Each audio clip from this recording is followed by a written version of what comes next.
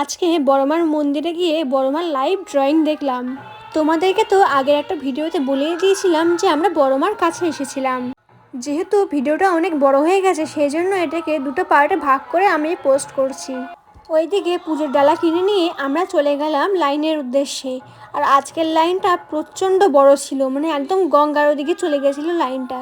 তারপরে আমরা প্রায় অনেকক্ষণই লাইনে দাঁড়িয়েছিলাম।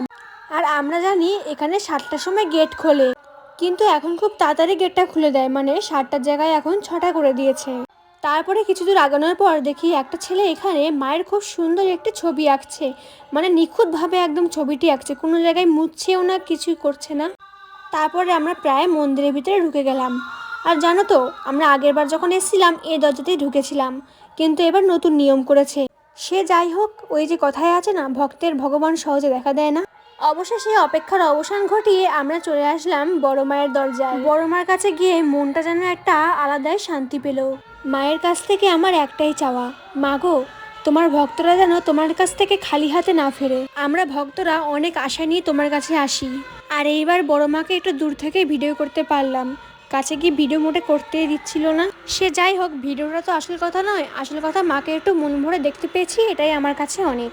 তারপরে বাইরে বেরিয়ে দেখি সবাই এখানে আলতা সিঁদুরগুলো ফেলে দিচ্ছে, তো আমি ফেলে না দিয়ে সাথে করে নিয়ে এসেছি। আর এদিকে একটু গঙ্গার ঘাটে যাচ্ছিলাম ঘোরার জন্য, তো এখানে দেখছি প্রায় অনেকেই দণ্ডি কাটছে। যারা দণ্ডি কাটছে তাদেরকে মা অনেক ভালো রাখুক।